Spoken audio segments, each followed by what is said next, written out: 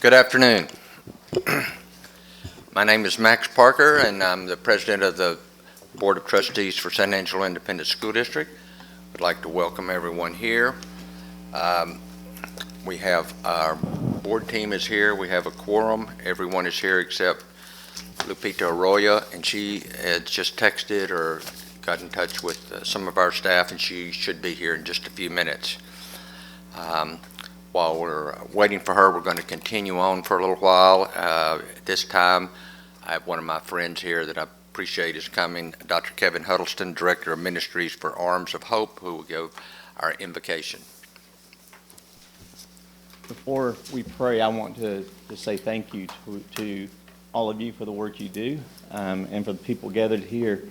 In less than 48 hours, classrooms are going to be filled. And we will begin what is another just incredible experience of teaching, shaping, and forming students. So thank you to all of you for what you do to help make. Let's pray.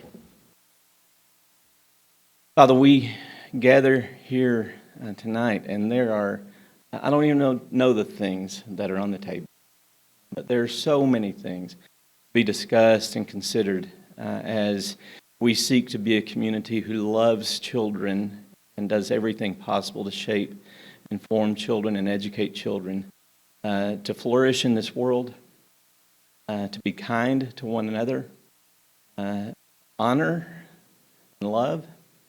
So, Father, I pray that you will help the conversations that happen in this place tonight to be those kinds of conversations, things that help us to be the right kind of community, so that we can raise our children to be the right kind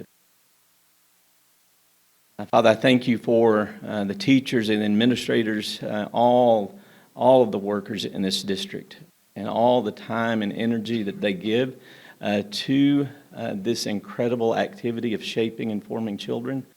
And Father, I pray blessings on all of those families. And Father, I thank you for this Board of Trustees and the administrators that are here, and the time and energy they give to this endeavor. And Father, for the other people that are gathered here in this room, for those that represent different organizations in our community, for concerned parents and community members, we thank you for them. And Father, as we go into this new year, I pray that we know that there will be times when we are on different pages, when we disagree. Father, would you help us once again to learn how to disagree in a sensible and civil manner? Father, teach us once again to respect one another and listen way more than we speak. And Father, now I pray that you will help us to see one another and the children and the families of this community through your eyes. Help us to remember that we will not encounter anyone that is created in anything other than your image. So, Father, help us treat one another with the respect that is due them as an image of yours. Now, Father, we pray your blessings on all that happens here tonight and all that happens as we go into this new year. Pray that we will honor you by the way we treat one another, and that we will honor you by being faithful stewards of the incredible children, people, and families and programs that you have placed in our care. And now, Father, we pray all of this in the name of our great and glorious Lord, one who draws all men to him.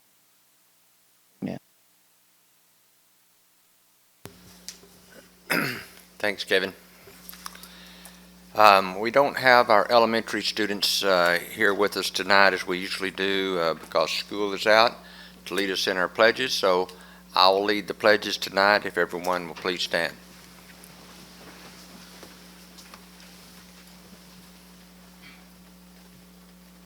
I pledge allegiance to the flag of the United States of America and to the republic for which it stands, one nation, under God, indivisible, with liberty and justice for all. Honor the Texas flag. I pledge allegiance to thee, Texas, one state under God, one and indivisible.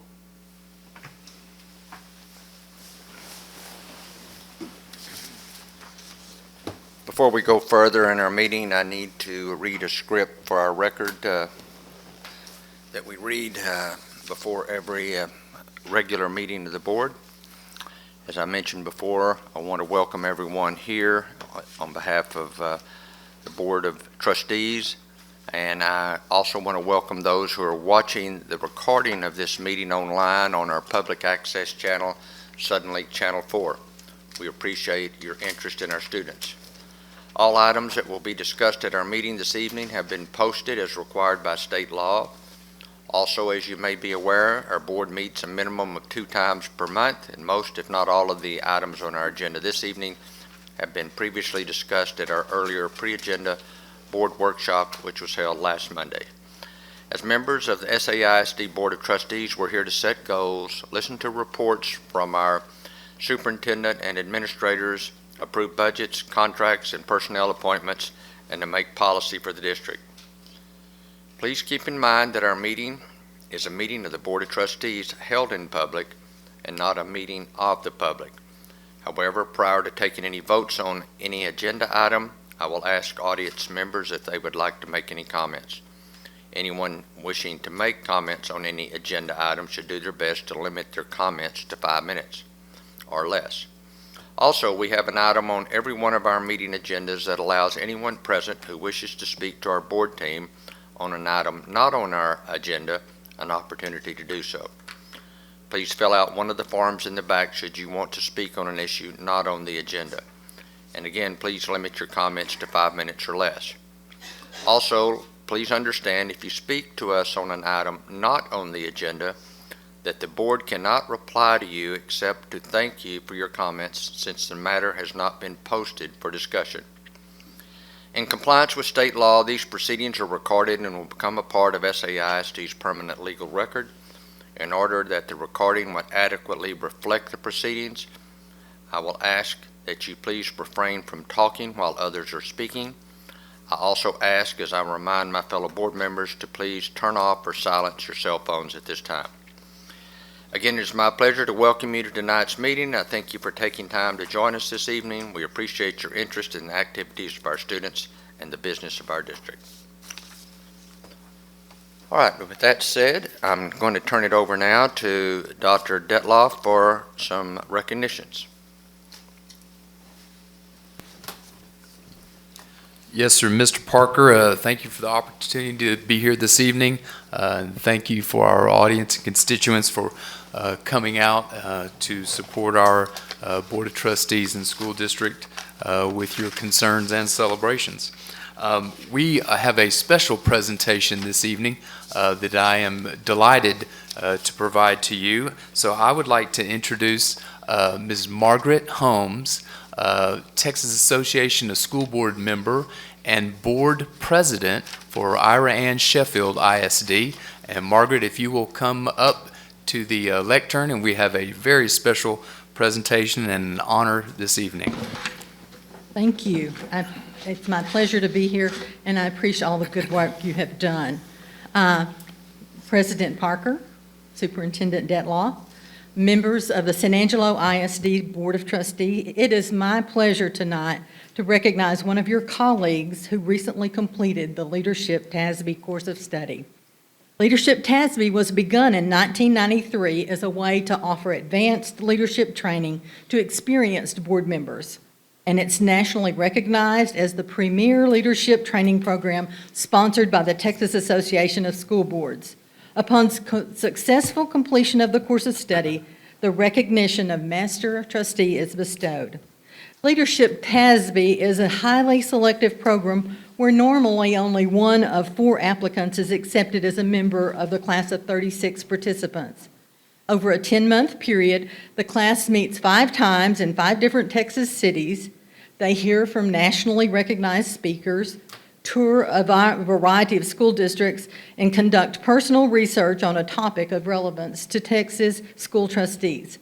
Class members represent districts from all parts of Texas with varying sizes of student enrollment and varying levels of property wealth.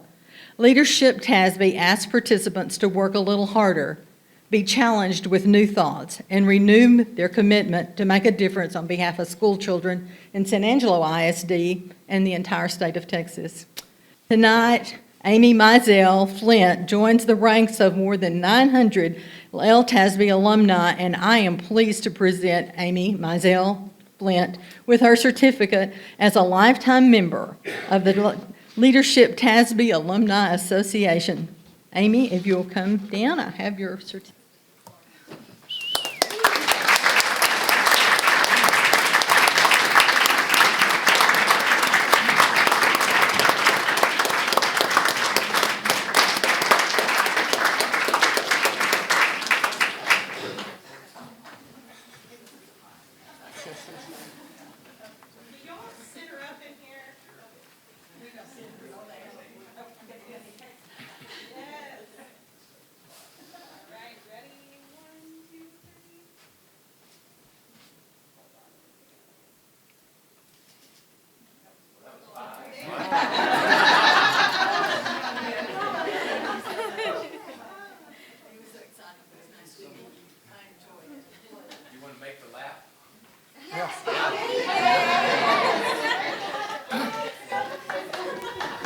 Ms. Holmes, you go ahead too.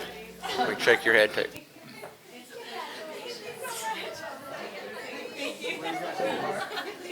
Way to go, way to go.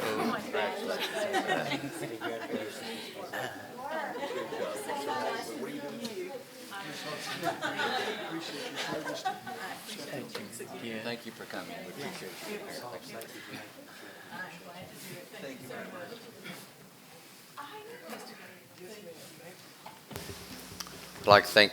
We'd like to thank Ms. Holmes again for making the trip here, and I know I'm speaking for all our board members. We're very proud of Amy. She's taken a very strong interest in being a better board member, and she goes to these trainings and then she shares with us, and it helps all of us to be better board members. So we're proud of you. We're proud you're on our board. We're proud of all that you do for our school district. So thank you.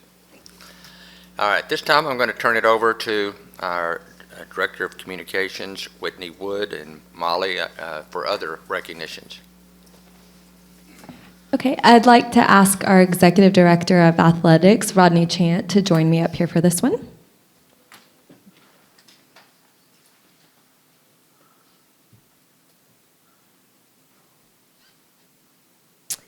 Good evening, Mr. Parker and distinguished members of the board.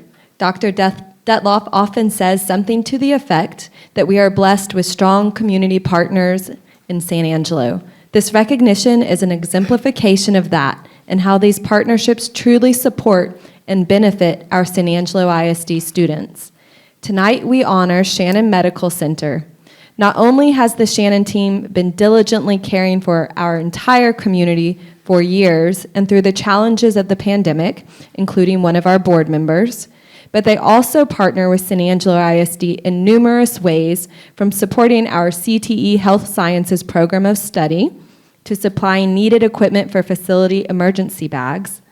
For this evening's recognition, we honor them for providing approximately 2,000 free physical exams in the last 2 years for students participating in SAISD extracurricular activities like football, marching band, and soccer.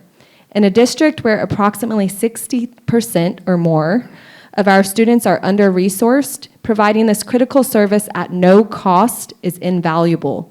It enables our students, families, coaches, and sponsors to be able to focus on the important work of growing hopes and dreams and cultivating the talents of our students, rather than the how of affording and getting physicals.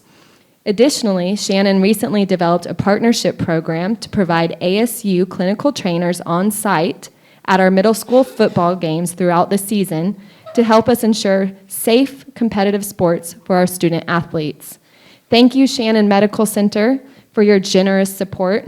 Tonight, we are honored to have some of our Shannon team members that were instrumental in the physicals and programs present, including Mr. Mark Duncan, Kevin Severance, and Dr. Andrew King.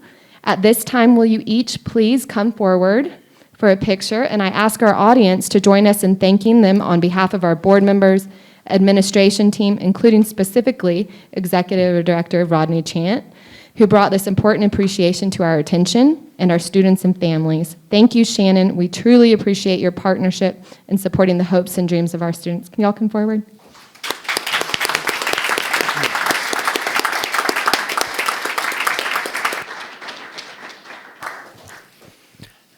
And Ms. Wood, as they're progressing up to the front, I would take superintendent privilege and just want to personally thank this team, because 3 years ago, they helped me when I had severe back pain and couldn't walk to the parking lot.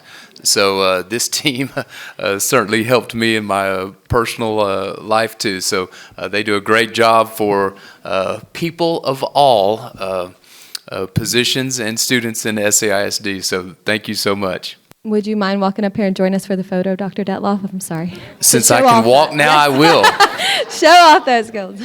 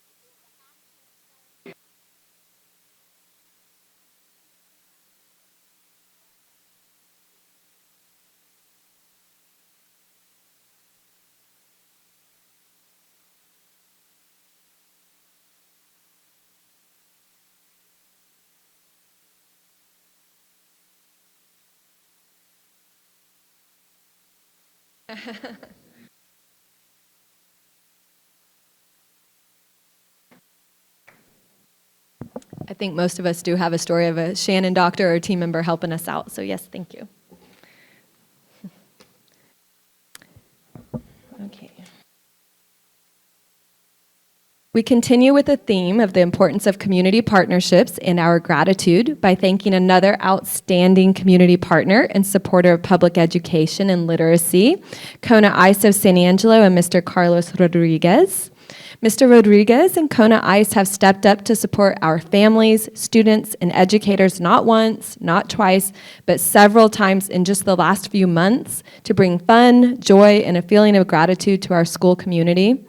In July, Kona ICE was one of the premier draws to our San Angelo Reads pop-up event at Goliad Elementary. They gave out an astounding 350 delicious Kona ICE shaved ice cones at no cost to our students, families, and even some of our staff, including our amazing students that helped out at the event, like our Lakeview High School Mariachi and our Central High School cheerleaders. I'm sure you can imagine in an outdoor summer event setting how Kona ICE made a big impact on helping make the event fun.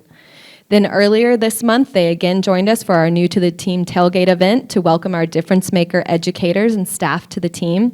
And Carlos and his Kona ICE crew have done this proactively for our campuses as well, at no cost, in support and appreciation of our public educators. So today, we want to share our gratitude to Kona ICE on behalf of our students, families, educators, and SAISD team. We are honored to have joining with us and accepting this recognition for Kona ICE, Mr. Carlos Rodriguez and his wife, Lisa, as well as his sister, Audie Matthews, who is also one of our difference maker educators at Fannin Elementary. I want you to come up too. I'm sure he would want you to. So Dr. Detloff, at this time, show off those Shannon's work that the doctors did as well. Would you please I did have the opportunity to have, is it lavender lemon? Which is an incredible choice. So, highly recommended. Thank you. So would you please come forward at this time so we can show our gratitude?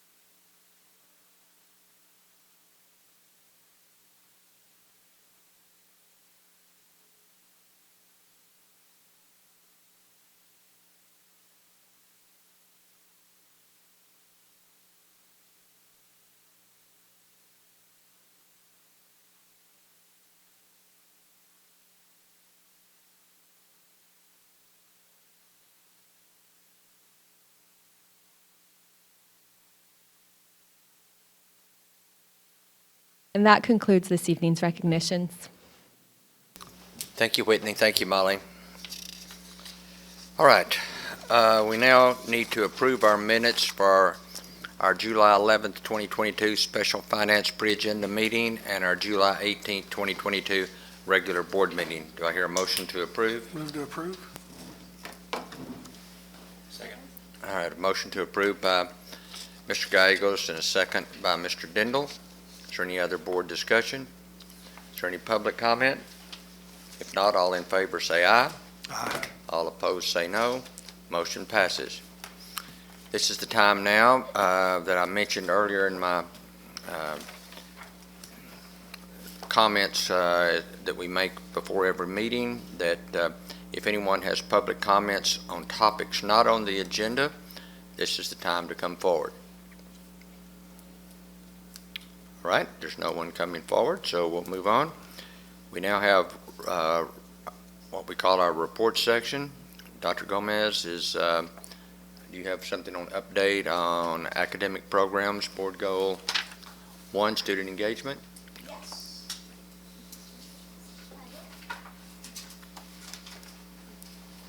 This is going to be on the screen, but sometimes the screen for you guys, y'all might want a copy. You want to take one of these, pass those along.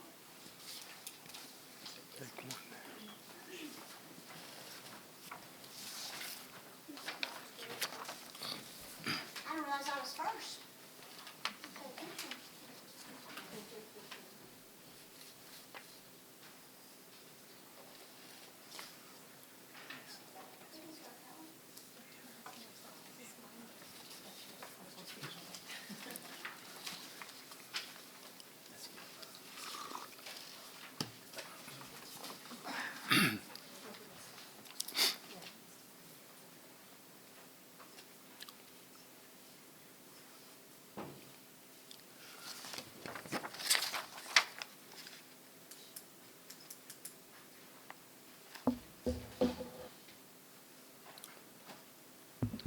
Mr. Parker, Dr. Detloff, and members of the board, we'll start first with some high school updates, specifically in 3 main areas that we would like to talk to you about.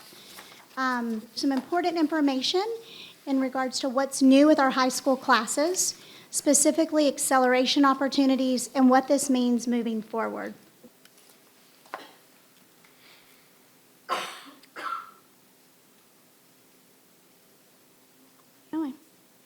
So House Bill 4545 established some new requirements for accelerated instruction.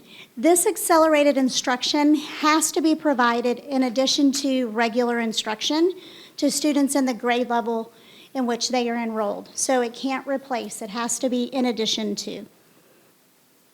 This next year, our high school students will be provided individualized supplemental instruction through Edgenuity, with specifically designed courses that are TEKS aligned. I said specifically, but specially, so they're going to be built around their needs. Specifically, after they've completed, that required coursework, we have additional help for students. We want students to be college ready. That connects directly with our learner profile. So they'll also get assistance in areas for the Texas Success Initiative for math, for reading, and writing as well.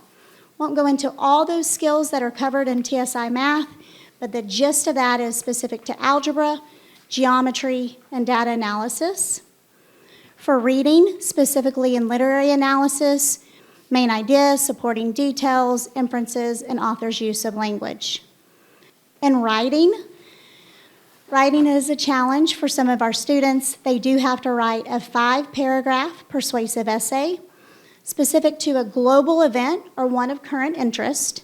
They have to clearly state their main idea and provide specific examples and details to follow up that main idea, as well as having good control of conventions. In addition to the TSI assistance, career exploration is super important for our high school students. So they will learn basic skills for employment and work qualifications. They'll complete projects such as how to fill out a timesheet, how to make yourself marketable, what type of employee strands are out there. So they're not just trying to figure that out when they either go in a four-year university or apply for jobs after graduation. In conclusion, this change in being able to assist students during their instructional school day will align directly with testing. We're also going to talk testing next, but we want to talk about how we prepare students as future-ready graduates, not just for required state assessments. So you'll also hear us talk about a change for all of our high school students, giving them opportunities to improve their SAT scores, giving them improved opportunities for National Merit Scholars opportunities, but really all of this aligns around that learner profile and our 4 Cs, where we're working to create conditions where students can be collaborators, communicators, critical thinkers, and what did I leave out? Creators. Okay? Those 4 Cs can catch you sometimes. I know we have several reports tonight, so I'm trying to honor your time, because I know Dr. Skelton and I believe Mr. Kallenbach have a pretty lengthy safety report, but wanted to just give you the gist of how we are working to meet our students' needs, but prepare them for future-ready graduation and employment opportunities once they leave our organization. Do you have any specific questions about high school updates? So when you talk about the increased ability for PSAT, SAT training, et cetera, are they going to be utilizing that extra class period for that? Yes. Thank you. I knew that, just making sure we were. Yes, sir. Okay, I'm going to jump into accountability if we don't have any further questions, just to keep us moving.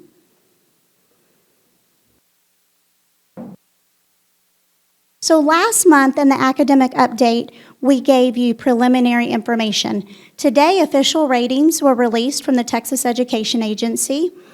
We are proud to announce that San Angelo ISD has an overall rating of a B. We also will share, and that's in the chart that I gave you, because knowing from where you're seated, seeing the individual campuses can be a little bit difficult to read in some instances.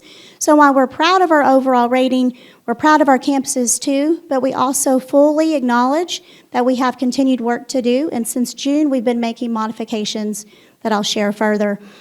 Our overall campus ratings, we have 1 campus with an A rating, 8 campuses with a B rating, 6 campuses with a C rating, and 7 of our campuses were not rated. Of those 7 that were not rated, just want to point out that 3 of them were 1 point below receiving a rating, and 1 was 2 points below.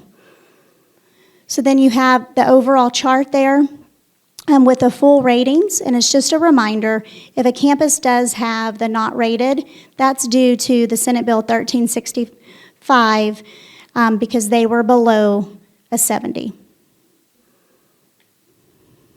Okay.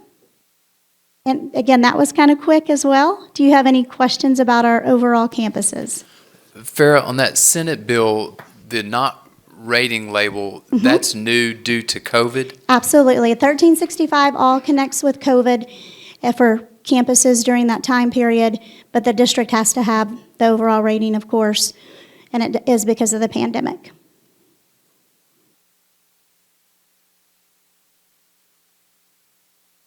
So I'll just kind of highlight a few things. I said since June, we've been making adjustments.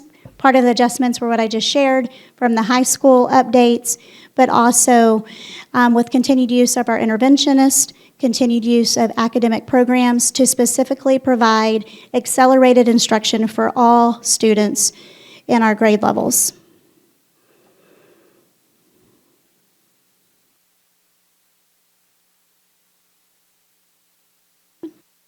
If there's no further questions, I'm just going to move on for Dr. Skelton, but I'm not trying to move too quickly. Sorry, I'm trying to move fast too, but on the not rated schools, those will still require a presentation regarding Yes, plans we will go at into the next- plans and the specifics. They have in the upcoming future. training just here in 2 weeks, and we'll share those specific details with all of you as a board. So Senate Bill 13, or House Senate Bill 1365, whatever, doesn't change that. It does not exclude that. That's why I said we're proud of we're proud of all of our campuses, but we fully acknowledge that we do have additional work to do, and we have a plan of action to serving our students and families in those settings. And Dr. Gomez, the last time any school district in the state of Texas was rated was 2019, pre-COVID? Yes, And then tell us, what was San Angelo ISD in 2019? a B. So Okay. we're happy to announce that we were a B in the last rating, and once again, we received a B rating overall. Well, I appreciate our curriculum instruction department's work, our classroom teachers, our campus principals, and I know that I look forward to this coming school year where we can really dive into our academic progress, and we are currently making some shifts to better align our instructional practices, but we know that it takes certainly all of us together to support our children, and we're going to make that happen. So thank you for your presentation. Yes, sir.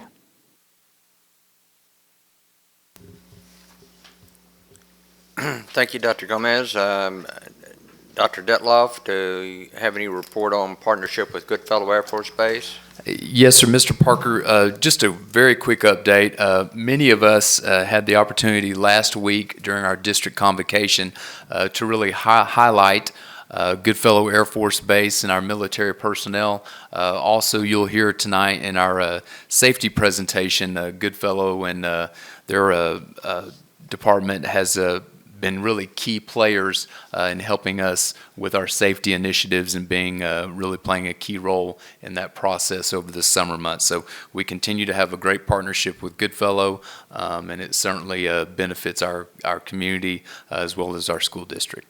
Thank you.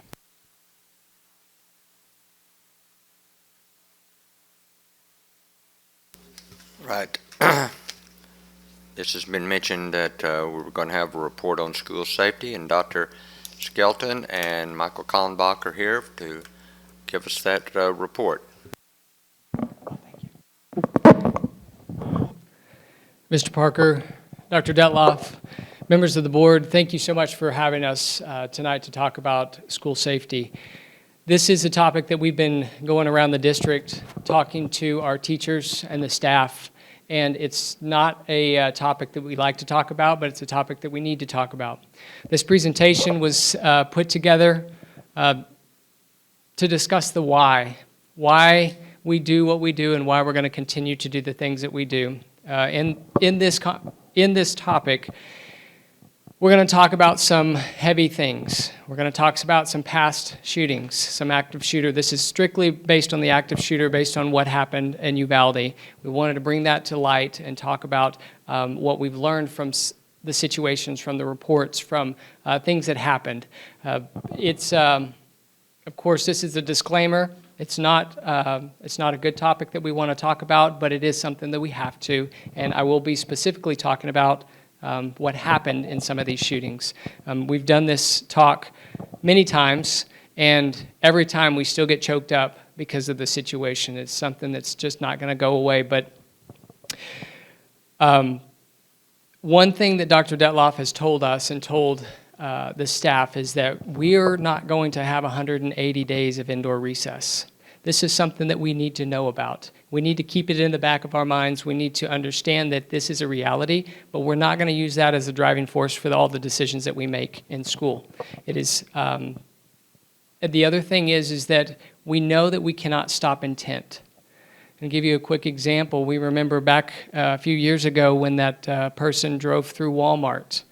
Those barriers were up in the front of Walmart, but that person was intent on getting in there and was able to bring a big old truck through Walmart.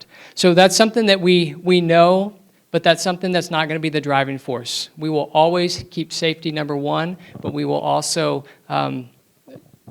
we won't let convenience override safety. And so here's what happened. Make sure I got this. Okay. So in this presentation, it's going to be about 30 to 45 minutes. And we're going to talk about school shootings. We're going to talk about mass school shootings. We're going to see what we learned about these school shootings and what we've received from the Secret Service and the Homeland Security about their study and their research on school shootings. and shootings in general. We're going to talk about the governor's response to Uvalde, and then we're going to talk about SAISD's response to that. But not only that, the things that we've done prior, and we have a special guest who's going to talk a little bit about it. I know you have wanted to see Mr. Henry come up again, so he's going to talk a little bit about the things that we've done as a district in the past. So to get us started, there are three categories. There's a school shooting, there's a mass shooting, and then there's a mass school shooting. A school shooting is defined by an incident that involves a gun that happens on school property that injures at least one person or kills at least one person. Let me take that back. That happens on school property or at a school-sponsored event. Give you an example. Remember a couple years ago, the basketball player from Dallas who put a gun in his bag, went down to Austin, played in a basketball game, done with the game, the gun goes off in his bag, injures him. That's called a school shooting. Situation prior to that, Alpine, Texas, a student has a grief with another student. She takes a gun to school. She's preparing that. Another student walks into the bathroom, startles her, gets shot as she's running away. She's injured, but then the gunman takes her own life. That's a school shooting. Then we have what just happened in Dallas. Dallas over this summer when the gunman walked into a sports facility, had an argument, things transpired, was killed by the cops. That's a school shooting. That's what's tagged as a school shooting. So it's a wider range of things that can happen that are brought into that school shooting category. A mass shooting is defined as an incident that occurs with a gun that kills or injures at least 4 people, gunmen included. And then you put those two together and you've got a mass school shooting, which injures or kills at least 4 people, gunmen included, that happen on school property or at a school-sponsored event. So here's the statistics from 2000 on school shootings. As you can tell, it's up and down. It's been on the rise. 93 school shootings in 2020-21. Uvalde was considered the 27th school shooting this year.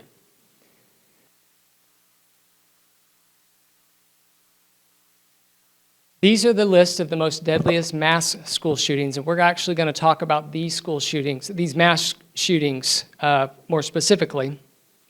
But since 1966, there's been 13 mass school shootings. And these are the top 6 deadliest. We're going to talk about Virginia Tech. We're going to talk about what happened at Sandy Hook. We're going to talk about what happened in Parkland. We won't mention much about Uvalde because we all know what happened and we've seen the reports. It's very fresh. But we will give some examples and tie them back together, tie them back to Uvalde of what we've learned from that. We also, Columbine, and then, of course, Santa Fe. Columbine, we know that when that happened, 2 things changes. The way we do fire drills and the police response to an active shooter. Before Columbine, it was the police response was secure the area, eliminate the threat. After Columbine, it was eliminate the threat, secure the area. That was a big change in that. Same thing with the fire drills. Just pulling the fire drill and everybody going to their designated locations was not the same anymore. We look at it as when a fire drill goes off, you stop, you look, you listen, then you react. We had an example of that happen in a couple of years ago in one of our elementaries where the fire alarm went off, half the school evacuated to their location, the other half of the school stayed inside. During our debrief, the question was, well, who did it right? In that case, everybody did it right. And we let them know that they did not perceive a threat, so they did not leave. These people understood that there may have been something going on, so they took their kids to safety and found a place to get away from the building. So in that, we don't necessarily just react to what happens. We have to use our senses in that situation. So let's look at what happened at Virginia Tech and what we learned from Virginia Tech. This is a diagram of where the gunman went and who survived and who passed away. We know that this was a planned attack. The gunman walked into that building and chained the doors shut. He didn't want the police to get in. Wanted to spend more time in that building. Goes up to the second floor in 211. 211's not prepared at all for what's about to happen. As you can tell, they were all killed in that classroom.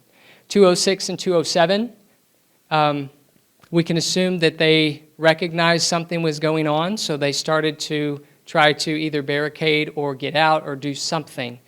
We know that in our brains, that when you hear a loud pop or a bang, your first thought is not the worst threat. Is that a firecracker? Is that a balloon? Is that something? But until your other senses catch up to everything, that's when you start to realize that there's an emergency going on. And that's kind of what we see in room 206 and 207. Room 204, you see a red dot by the door. In the report, that was the teacher who tried as hard as he could to keep the gunman at bay while his students broke the glass and jumped out the second-story window. As you can tell, all the students that jumped out the window survived. The ones who didn't have a chance at that moment were either injured or killed. And then room 205, as you can see, they barricaded the door. They were able to get the gunman not to come into the classroom, and everyone in that classroom survived. We've learned 3 things from this about gunmen, is that they are scared. When faced with adversity, they will freeze. They don't know what to do. They're not trained to do this stuff. The second thing is that they are looking for the least path of resistance. In this situation, they're not going after one specific person. They're trying to do the worst damage they can do. And so any resistance that they have, they move on. And then the third thing that we've learned is that these gunmen have nothing to lose.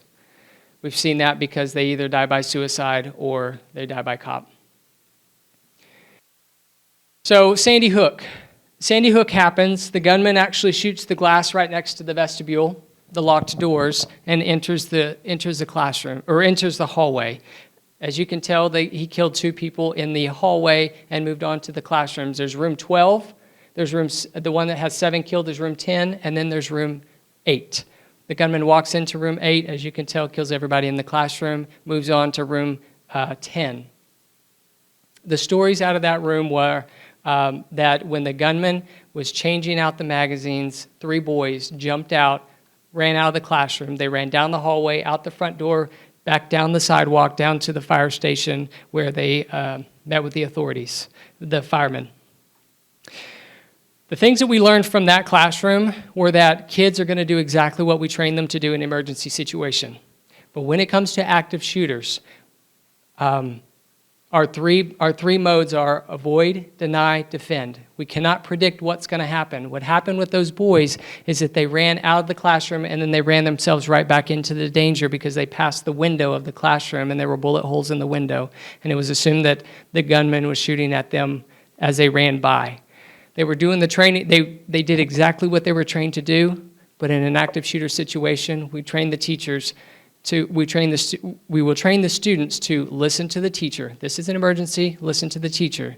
Then we train the teachers to react, or to not freeze, basically. The other things we learned about the report is that all those 3 classrooms were unlocked. As you can tell, that the doors were unlocked with no sign of forced entry.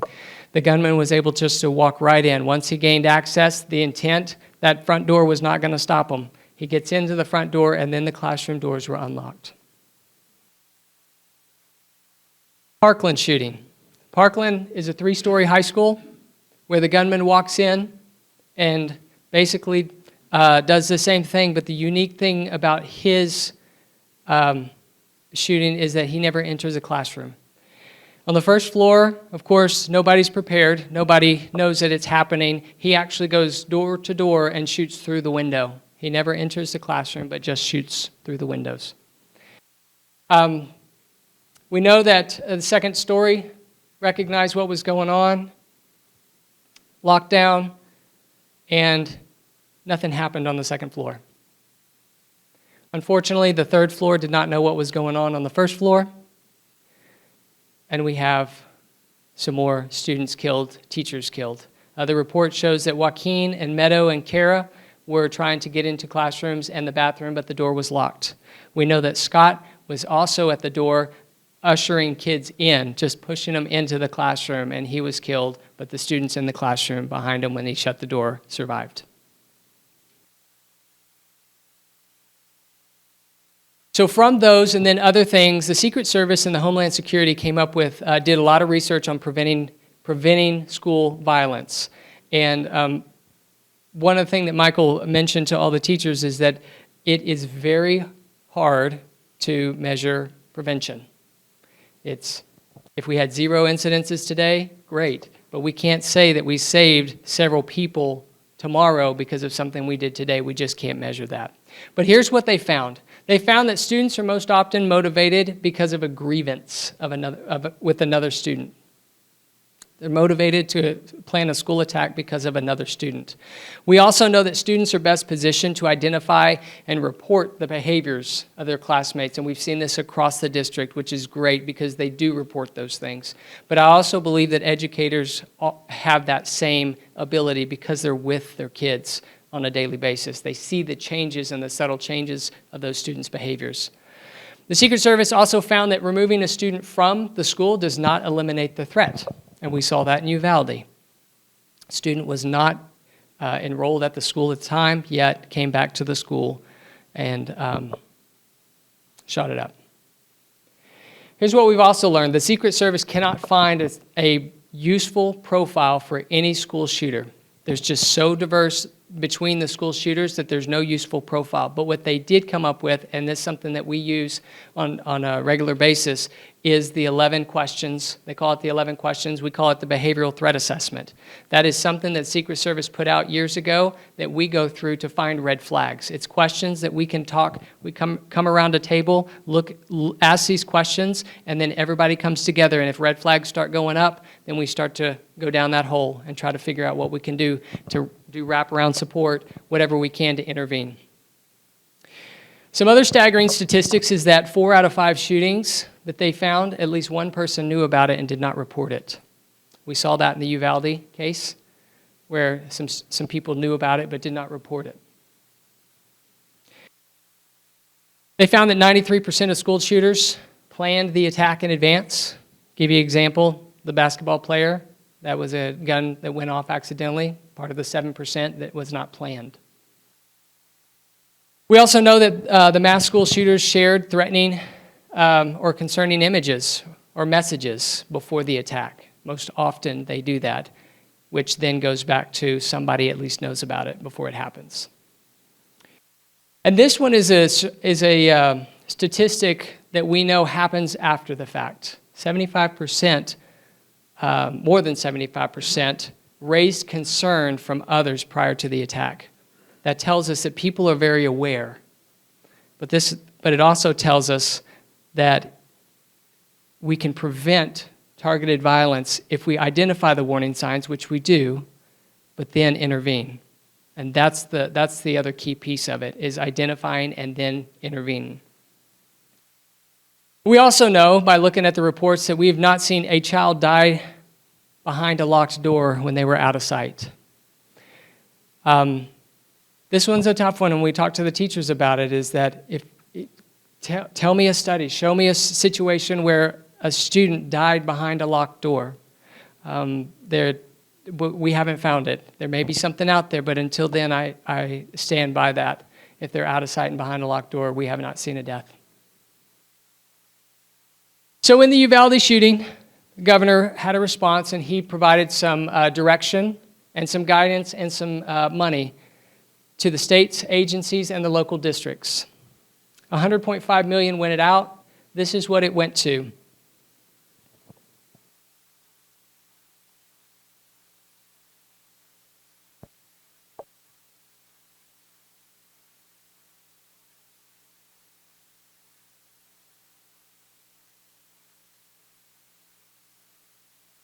There's a couple other things it went to. As you can see, $7 million went to the Texas School Safety Center for on-site campus assessments and evaluations, and to evaluate the access control. Mr. Kallenbach is going to talk a little bit more specific about what that looks like, but $7 million is going to that, and we are in constant communication with our Region Center and Texas State on what that's going to look like.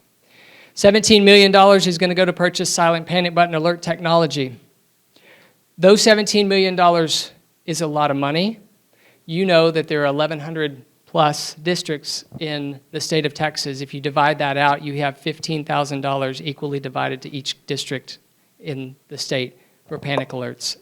And as y'all know, it's very expensive to add those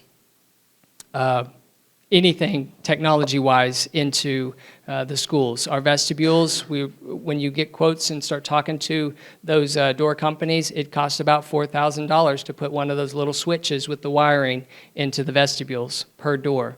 So we know that that money is great, and we can definitely use it, but there's just still a long way to go. And I want to say I appreciate you guys helping us with those funds to do what we are doing and what we have been doing. The governor also said that we're going to do targeted summer audits, safety audits, and an external door safety audit before the school starts. We did 3 of them. We did 3 independent studies. We did principals. Principals went around every school, their school, and checked all the doors. Any doors that had an issue, checked them. Then we asked the maintenance team to go to all the doors in the school, and they checked them on it as an independent. But then we also hired out a third-party independent company to go check those doors as well. We felt it was very important that we had an independent look at those doors as well. Since this summer, and Mr. Kennedy can probably tell us more, but the last I heard, we fixed over 130 doors in the district. The other thing is that Mr. Kennedy and Mr. Kallenbach made some strategic decisions. One of those based on the Uvalde situation where there was a maintenance request in that door for that classroom because it was a broken lock or something to that effect, and it was never repaired. One of the things that they decided is that we have our maintenance requests, and in that maintenance request, if a door or a lock is mentioned in that maintenance request, it goes up to an emergency level, top of the list, get it done, get it taken care of. So it doesn't ever fall down below with my carpet splitting or something like that.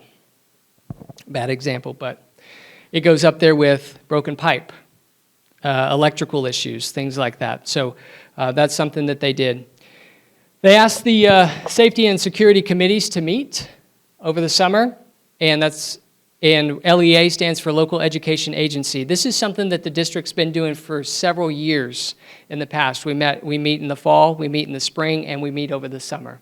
But this year, we had a special meeting in June where we invited and asked all of the local law enforcement, ASU, Goodfellow, SAPD, the fire department, the DPS, the sheriff's office, they all came together and we met as a district to discuss the governor's mandates and the governor's response to these situations and how we as a team can work together to support our kids in the schools. But you know, as Dr. Detloff said, Goodfellow also shares our kids with Starbase and how we can work together to make sure that they are safe on a continuous basis. We are to ensure that all campus staff were trained, including the substitutes, on our safety procedures. Our safety procedures are the standard response protocol. Hey, Michael, the standard response protocol has come out, and Mr. Kallenbach will pass around something for you that shows it, but we'll bring it up on a slide in just a second. But our standard response protocol is from the I Love You Guys Foundation. It's the terminology that we use to say hold, secure, lock down, evacuate, or shelter. All the districts, all the campuses in the district and very many districts in our community use this same protocol, which is great because it's the same communication with the local law enforcement if there was ever a situation. Schedule of all mandatory drills for the school year. Again, this is something that the district's been doing for years, so it was just a check. We've already have that planned out. We're ready to go. We are to ensure that all SSSP, or Safe and Supportive School Program teams, are threat assessment trained. This is the behavioral threat assessment, and thankfully, this Texas State School Safety Center put out virtual training starting in January. And our district, we jumped on it, and we had several principals get on the virtual training in the spring, well before the governor mandated all this. And so we were already ahead of the game in that, and we know that when the governor mandated it, it was filling up fast. One thing that we can tell you is that there's at least one administrator on every campus that is behaviorally threat assessment trained. By the end of the school year, we are asking, and we will have all administrators on all campuses be trained in this behavioral threat assessment. And last but not least, we were to review and update our access control procedures. That's part of our Raptor system. That's part of our enter and exit. That's part of all those things that we need to look at for access control, especially with the vestibules. So I'm going to bring up Mr. Henry, and he's going to talk a little bit about what we've done in the past as far as safety, what we're continuing to do, and what we're about to do.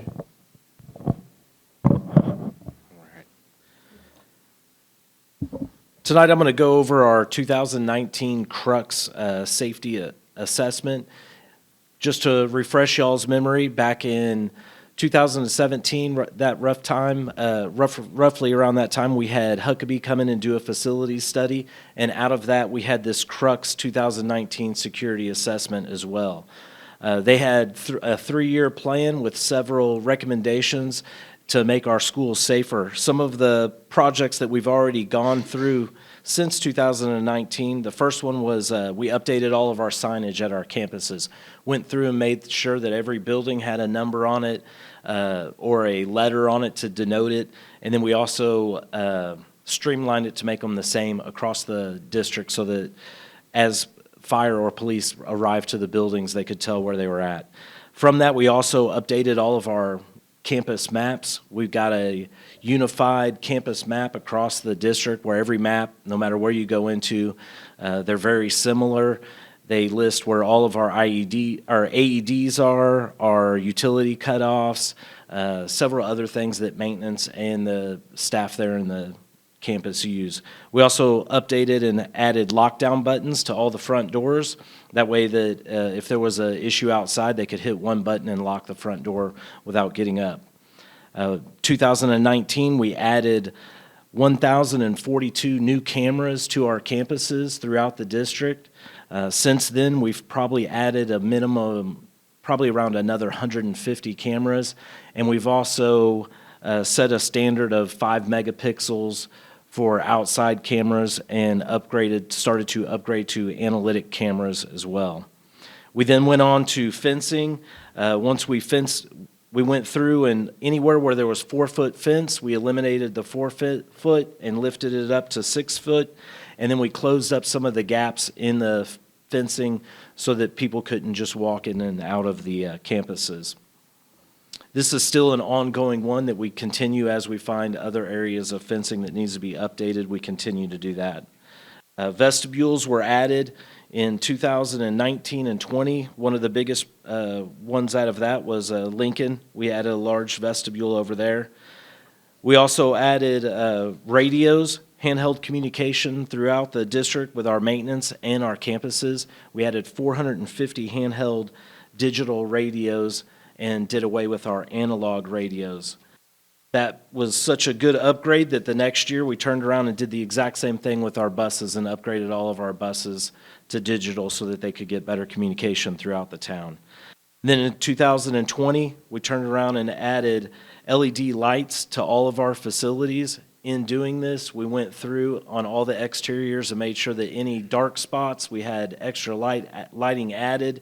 Any broken lights were removed and replaced as well. Currently, our biggest project that we're working on is the door project that Jason mentioned. We're working with Crux on that. They're working with Asa Abaloy. They just finished up the last inspection of doors that Jason mentioned, and we're waiting for bid specs to come out from that. The last thing that we're working on is our next year's safety and security audit through the state, and that was put out for bid on Friday. So we should be opening that up in 2 weeks.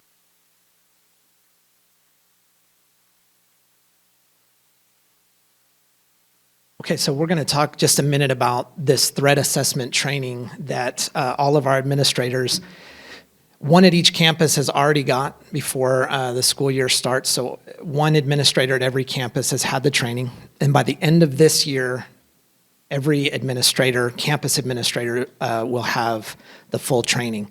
But what we want you to know is practically what happens in one of these. And it happens anytime there is a report made that is concerning at all. And it's very important to note that it's pretty much any report that we get that is a potential threat. We put through this process, and it's pretty extensive. It's a set of questions, and a committee comes together with district administrators, campus administrators, to ask the questions. And as the questions go along, depending on how they're answered, determines whether there is a final determination made about whether there is an actual threat posed to a campus or to the school district. And it can keep going through the questions, and it can end up with law enforcement involved, to the point where law enforcement goes to the house of the individual. You can look at, I've seen them even look at social media of the person that's in question, and even to the point where they go to the house and look at the environment, look at access to weapons. It's pretty extensive, and it's very important to note that practically on our campuses, this process is done the exact same way through the protocol. So even if it's a report that is made, it doesn't initially seem like it's a major threat. We're going to go through the protocol anyway to ensure that there is not actually a threat. Just as an example, we had a student a couple of years ago who made a comment at lunch and was overheard by some other students. They brought it as a report. And we went through the protocol. It did end up with law enforcement being involved, asking some questions, questioning the family, talking about access to weapons, looking at the environment. Ultimately, in the end, it was determined that this person did not pose a threat to the district, was allowed to come back to school. There was a lot involved in that. But what came of it is incredibly positive. The student was going down a destructive path. And what happened out of that threat assessment was a full-on wraparound support that ended with outside counseling.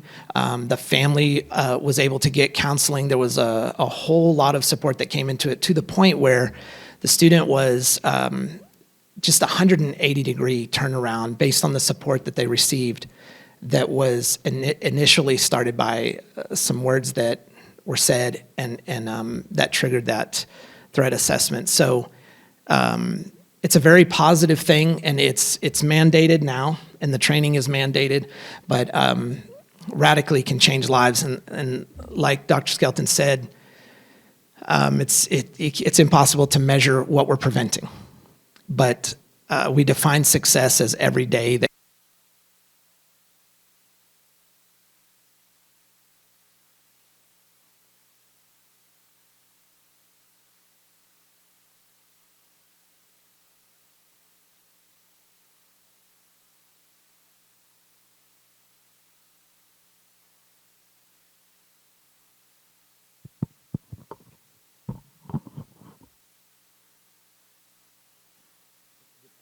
Sweet.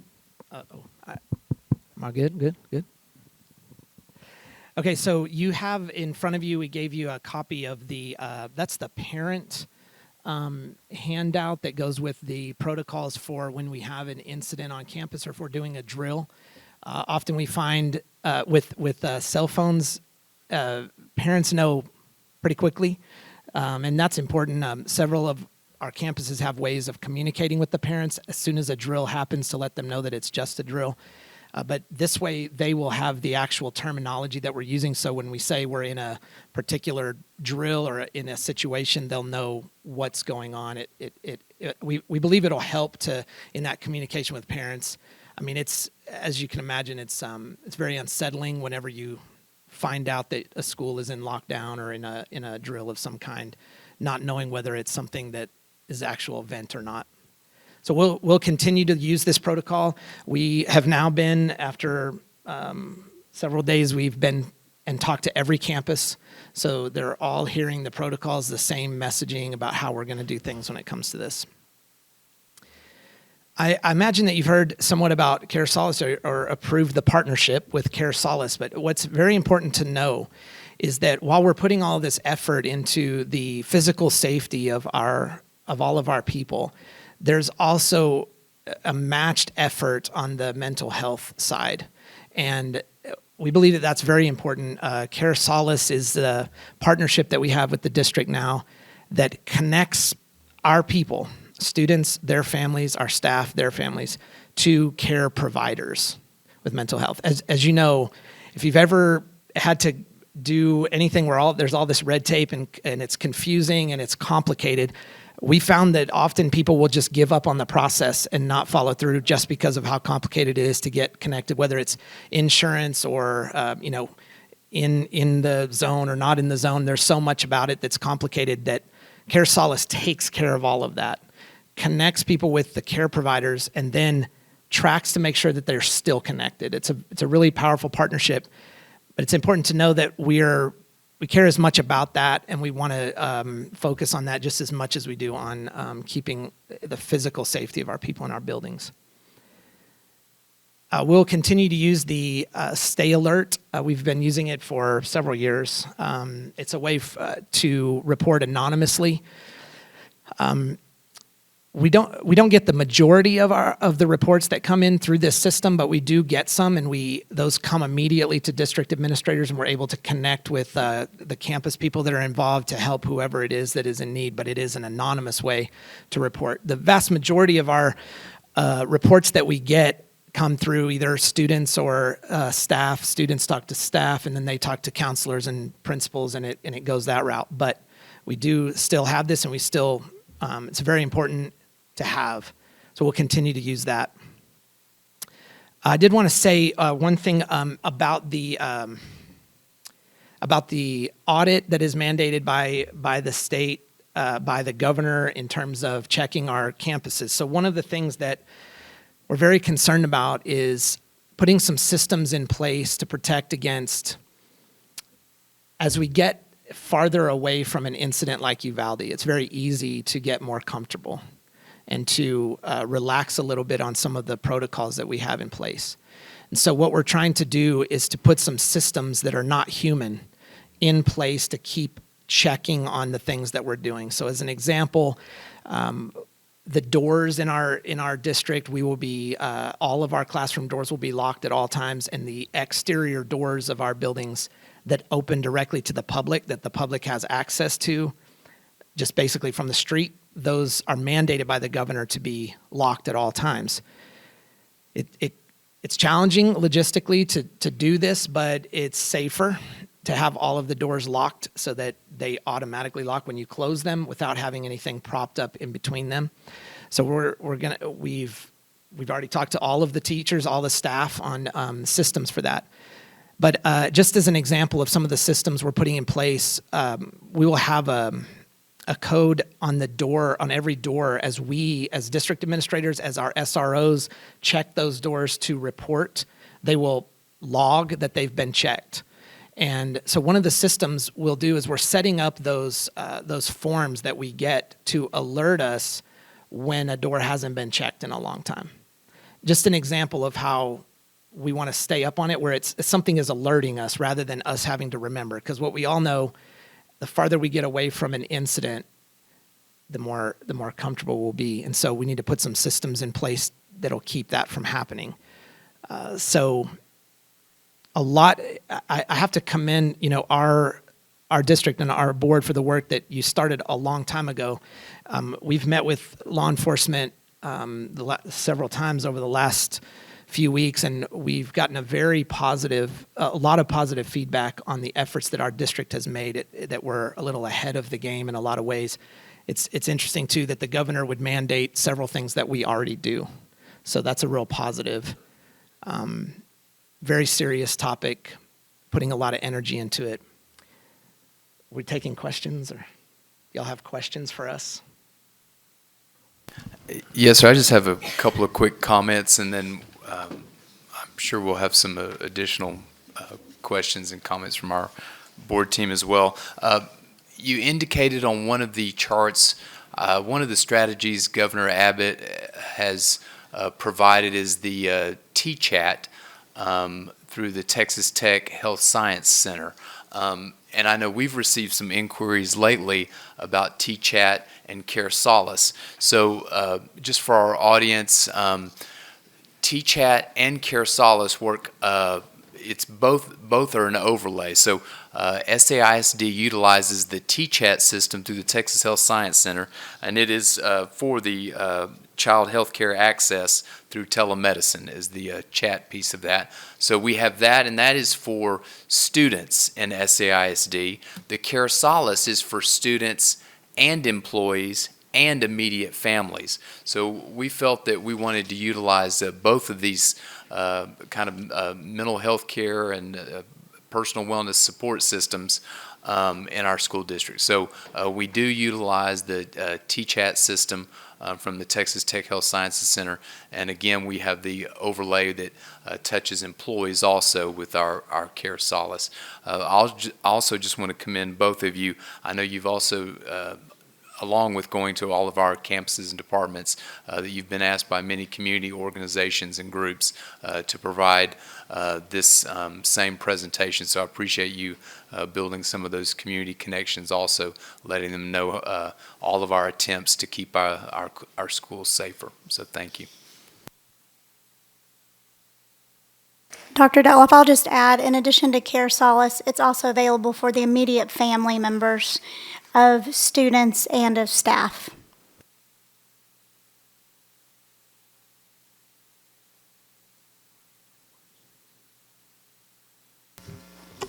Any other questions, board team? Yeah, you mentioned the door locks. Do all the classrooms, they all do have door locks on the classrooms? Correct. Classroom doors, right? Yes, and you have to have a key entry to get into every classroom door. Okay, and then y'all do make checks around the campus perimeters, like just fences and all that, make sure that no one's put anything where people can climb over or anything like that, right? Yes, and we're going to actually have, like Mr. Kallenbach said, we're going to utilize our SROs as well, the police officers, on a daily basis. They'll be at the campuses making those checks as well, whether they're on patrol or whether they're working with the district. Okay, and then you, on your, you said the substitutes also get this, and they're all trained on it as well? Correct. Now, that's the parent guide. Our guide actually has a little bit more, here's what the students do, here's what the teachers do in those situations.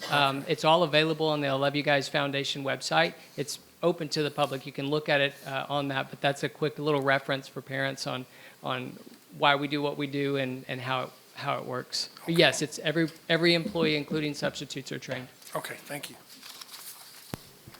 And Jason, sorry, I know that a lot of this is coming up because of the Uvalde shooting last spring, but even prior to that, we were doing drills with combined police, sheriff's departments, active drills on our campuses as early as 4 years ago, I think.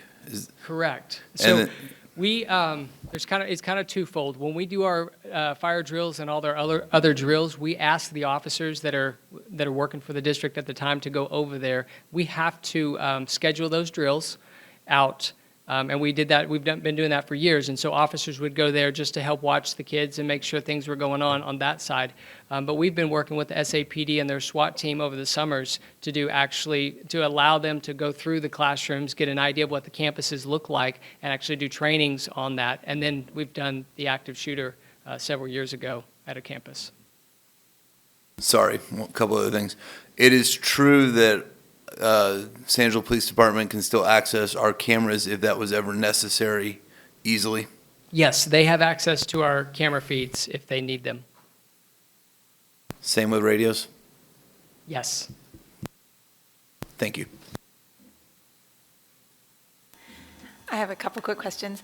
And I'm sorry, I was taking notes and I may have missed a piece, but you had said that all doors were locked at all times that went out to the street. Does that include the initial door coming into the school, or does the vestibule keep that? So that was one question we did have. And they mentioned that if you have a vestibule that is locked, your front door can be open. Okay. Awesome, thank you. And then my other question, and this is really just kind of a confirmation that I wanted to make publicly. I've seen and heard a lot of people concerned about those fences because they think that the kids are locked in. So I just wanted to confirm that kids are able to push out to get out of those fences, the gates on those fences if they needed to. Is that correct? There are some fences that have crash bars, which we call a push bar that you can get out to. Not all fences have that. Okay. We do have several several places around the perimeter that have gates. Okay. Most of them are locked with a padlock. Every teacher has a key to that padlock. Okay. If needed. Awesome. Thank you very much. Do our substitutes have keys for all those things as well when they come onto a campus? That is something that we are working on based on the mandate that we have, that they have access to those for that day. Yes. That would be their classroom as well as those outside locks. Exterior doors, gate locks, and classroom. Thank you.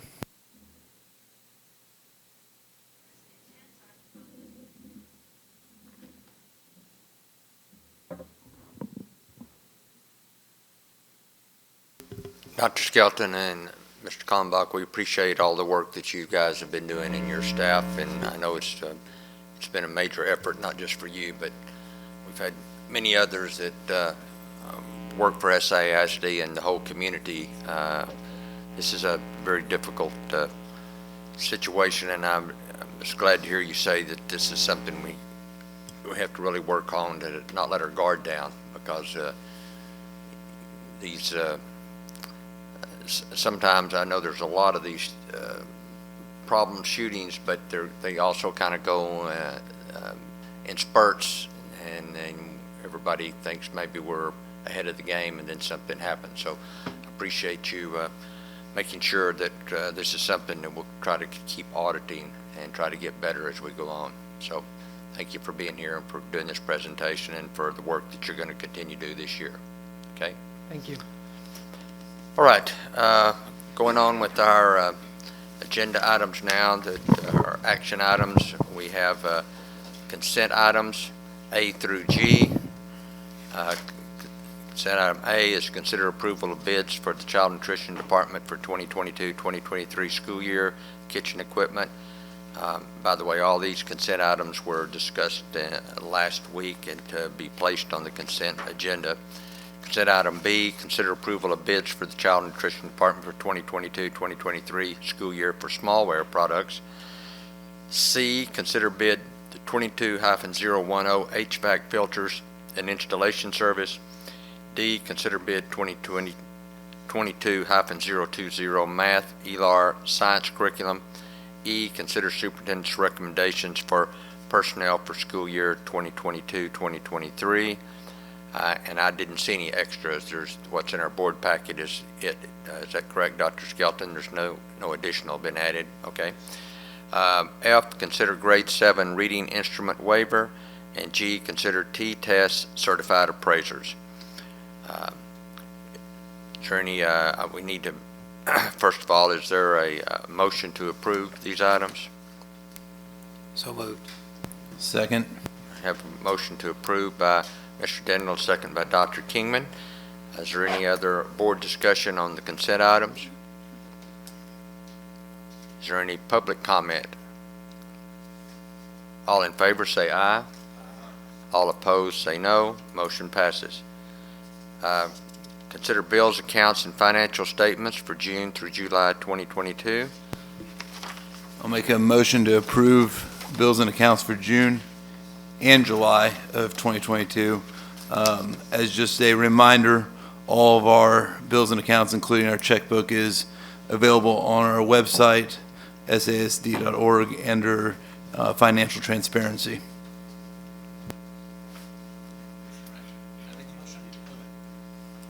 And I'll second that, because I didn't hear anybody make a second. So we had a motion by Dr. Kingman, a second by Mr. Parker.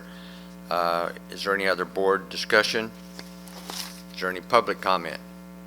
If not, all in favor say aye. All opposed say no. Motion passes. Ms. Doyle's here for consider approval of purchase of light speed filter and alert bid number 22-013. Good evening, Dr. Detloff and school board members. I come before you for approval for a new internet filtering program for our school district. We currently have an internet filter in place, but it was purchased several years ago, and with the significant increase in usage of technology, and especially the implementation of one-to-one in our district, we need more customization abilities and capabilities with our internet filter. And so I tasked a group of my staff to find a new product for us. They contacted other districts and talked to a number of vendors and looked at different options. They narrowed that list down to 3 different products and had extensive conversations over the last several months with each of those vendors.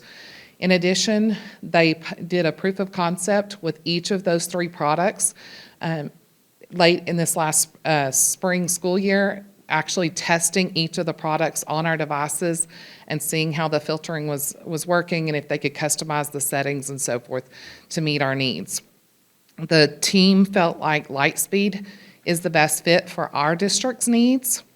In addition to filtering, it also has an alert piece that if certain categories are triggered, for instance, imminent threat or self-harm, then the company actually has actual people who will review that content to see if it's a false catch or an actual concern. If it's actual concern, then they will alert designated campus administrators and or district administrators of the concern so that the district can take appropriate response. Once the Lightspeed product was chosen, then we went out for quotes following our purchasing department's requirements. And we received quotes from 3 different vendors. All were via purchasing co-ops that were approved to use. We chose the lowest quote, which was from CDWG. The purchase is budgeted in our upcoming budget.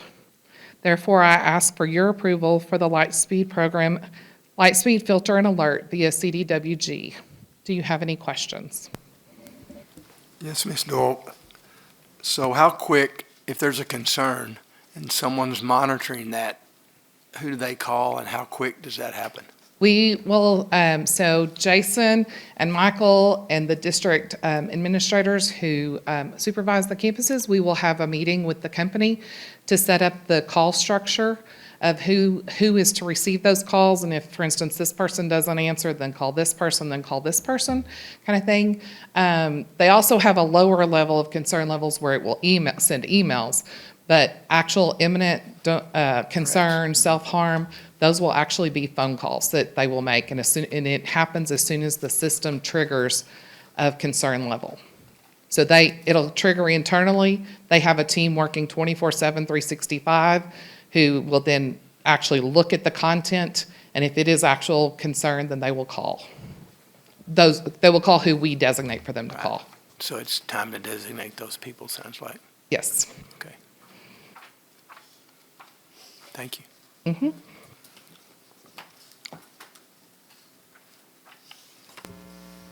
Are there any other questions? Anyone want to make a motion? I move that we approve the purchase of the Lightspeed filter and alert product via CDW-G. Motion by Mr. Dindal. We have a motion by Mr. Dindal and a second by Mr. Gallegos to approve the purchase of the Lightspeed filter and alert product. Is there any other board discussion? Mr. Parker, Mr. Parker, amend that to in the amount of $59,784. That's correct, and that has been budgeted. That's correct. All right. Is there any public comment? If not, all in favor say aye. All opposed say no. The motion passes. Thank you for being here, Ms. Doyle. Thank you.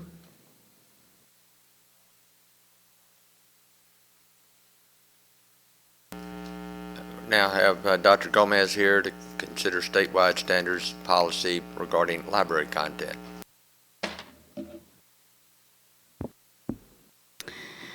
Mr. Parker, Dr. Detloff, and members of the board, we discussed this last week, but we definitely wanted this captured on our recording for the public that might be viewing on Channel 4.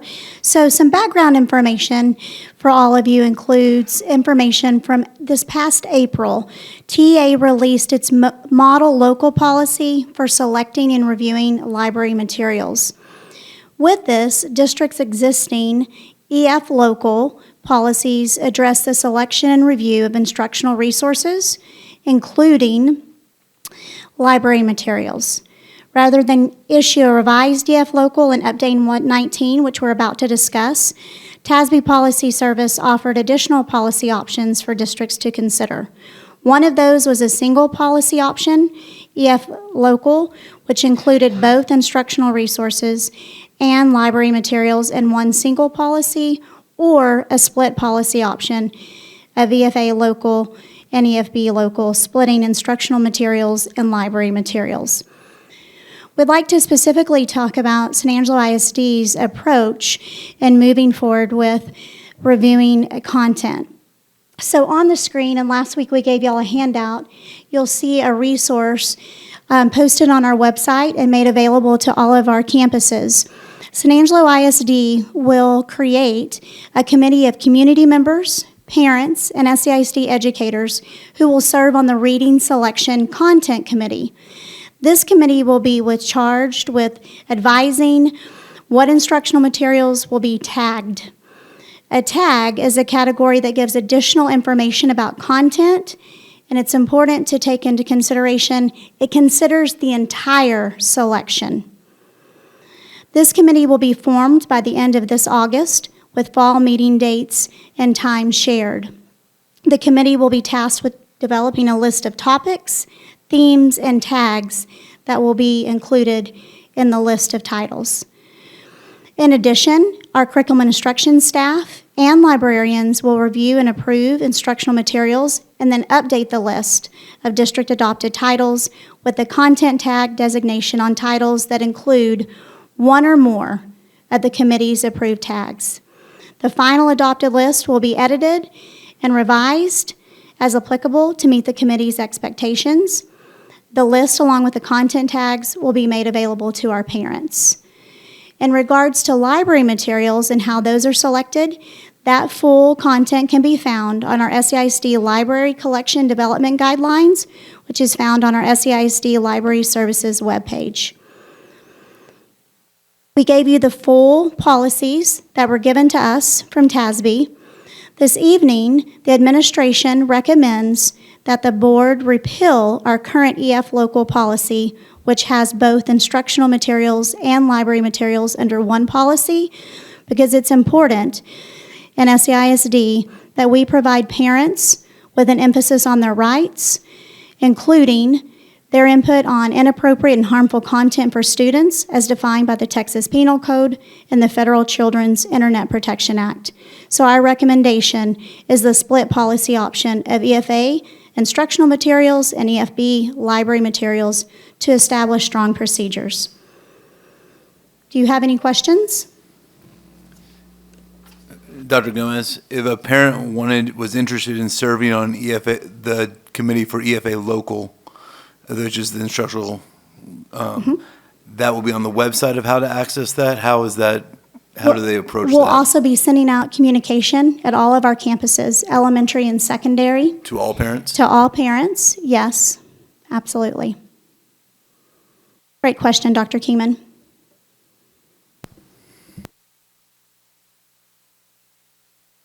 It is important that we note to move forward, we do have to repeal our current EF Local because we have the one policy, if you approve the split policy option for the two.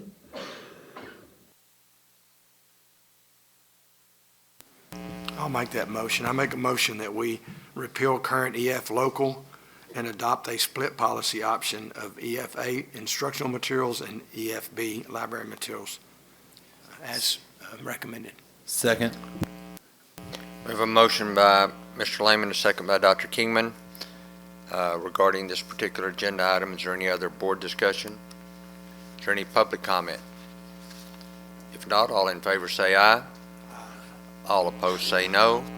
Motion passes.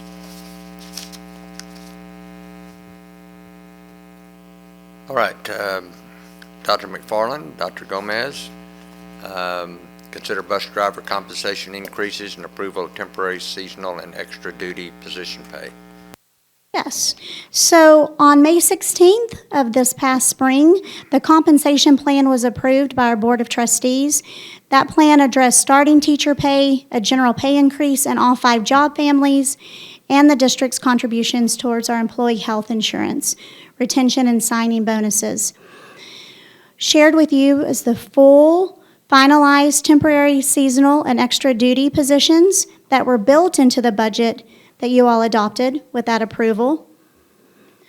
So I definitely won't highlight every single change, but I do on the temporary, seasonal, and extra duty positions and stipends want to highlight some additions. Specifically for our early childhood special education and functional academics teachers, that's a specialized setting in the area of special education. There was an additional stipend for those positions added to the plan. Also, for high school grades 9 through 12, there are lead high school teachers. As you all are aware, with our current state on available qualified educators, the district did not move forward with high school instructional coaches. So we do have some high school teachers that will be taking on extra duties for the compensation and serving in a lead high school teacher position. So there's a stipend to compensate those staff members. Additionally, we have a self-contained behavior setting added to the plan for teachers serving in our most specialized setting with students that are in need of both strong behavior supports and academic supports. You'll see a teacher class size overage stipend in a time where finding qualified staff, it's always important, but it's more important than ever in our state of available educators. So in grades pre-K through 4, there is a class size ratio of 22-1. If we go over that ratio in one of those class settings for the entire semester, staff in those assignments would receive extra compensation. Additionally, our CTE student leadership stipends were an area when we've talked about all the ways our students are smart. We know our district excels in the area of CTE, so our staff serving in those student leadership sponsorships will receive a stipend for their extra duty and time. There's an addition titled ARD Facilitator. Not only are qualified teachers in our classrooms providing new opportunities for us to find those staff, we have the same in the area of special education with educational diagnosticians. So some of our special education teachers may assume extra duty in serving as ARD facilitators if they're not the tracking teacher. If they assume that extra duty, they would receive a stipend for that extra work. There's the addition of a doctoral degree stipend. I'd like to specifically point out that's for any teacher job family, any staff, job family, not limited to the teacher job family, as is the master's degree. However, it's important to note in the administrative professional job family, once an employee hits 109, 110, or 111, so for example, executive directors, assistant superintendents on up, they would not be eligible for that stipend. And then lastly, we've talked a lot over our additional devices for our students. So there is an additional secondary student device management stipend because staff have to assume extra duties to manage and respond to needs of those devices. So I've just highlighted some of the key additions in regards to that extra duty, temporary and stipend pay. Before I move on to bus drivers, do you have any questions about any of those? Under our performing arts, as far as market rate stipends, how are we defining that? So that is not a change in the compensation plan, but that is a comparable market rate for other staffs and comparable districts and campuses our size for the stipend rate in those positions.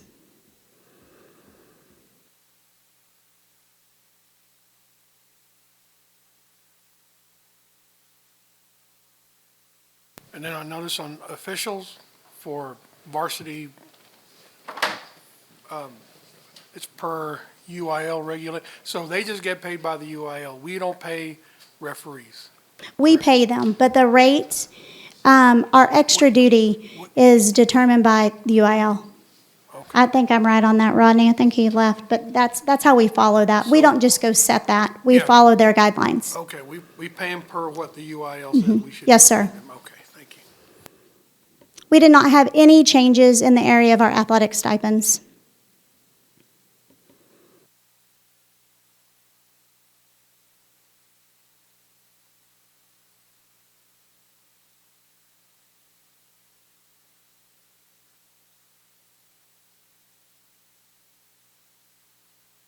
If you're ready, I'll move on to bus drivers. I just wanted to make sure. Additionally, the administration is recommending a pay increase in starting pay for bus drivers to $20 an hour, which would require a vote this evening because that portion of the compensation plan was previously approved. So Dr. Gomez, if you don't mind, why don't you give us a kind of a recap of what we talked about last week with bus drivers and why there's a need to increase pay? For sure. So currently with our enrollment, ridership is up approximately 800 students. So that is from current students and initial enrollment data. In addition, public schools are not the only ones with shortages in the area of bus drivers, as qualified individuals with CDLs are short in all areas. So with the shortage we're experiencing as a public school district, like many others, our increased ridership requires the need for additional bus drivers. In the area of public schools, you need more than just a CDL. There are additional endorsements required to be able to drive students in the school setting.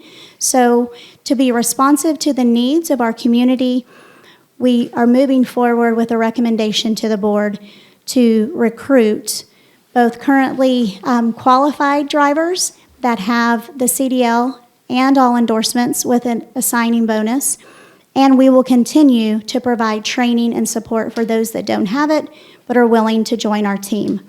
Also, I'd like to point out in that recommendation, if it is approved, our current bus drivers will also receive the appropriate compensation increase with a change in starting pay.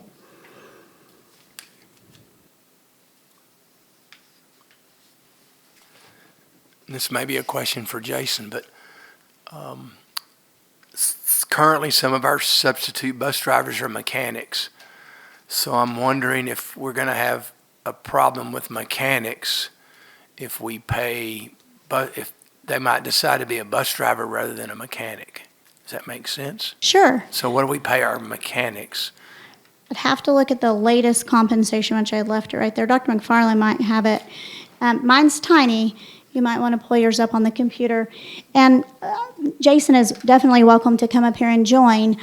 If we don't get additional drivers, then our current mechanics, everybody on staff that's eligible to drive would be put on a route, and that could cause a strain in the organization to repair and upkeep with our fleet. Right. So my concern is that, we don't want people to leave the job as a mechanic to become a bus driver just because of additional pay. That position is currently in a higher pay grade than the drivers. Okay. That's all I need to know. Because of the skills required for that position. Perfect.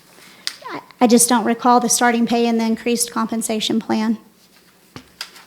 Dr. McFarland might have it up. Or Jason might know by the top of your memory. I don't. There's about 2,000 approximate employees, so I have to look at my sheet. Sorry. Dr. Gomez, are we concerned that some of our labor force in those other pools, maintenance, lawn, custodial, cafeteria workers, are going to be picked off and aspire to become bus drivers, and then we're going to be short in other staff positions that pay less? I think one thing we're going to still struggle with is the hours. Even though we're raising our pay up for bus drivers, I can only guarantee them 25 hours a week. There's instances where they can get more than that, but I can't guarantee that. So I think that's still where we're going to struggle a little bit, is that people who are wanting 40 hours a week, we can't provide that. So to answer your question, if they're wanting, if they're working in these other departments, if they're wanting to work more hours, I can't necessarily give them those hours that they would want.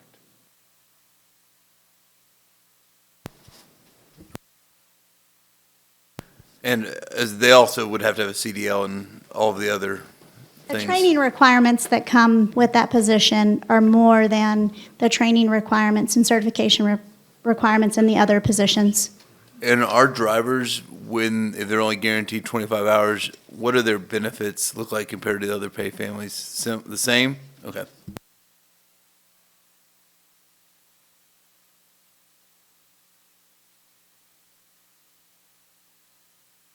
I'd also like to add to that question, Mr. Dindal, all employees have the signing bonus if they're joining SAISD for this school year that you all previously approved.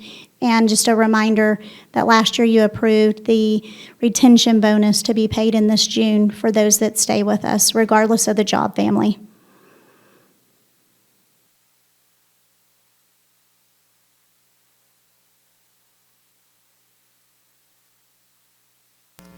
All right, is there any other questions?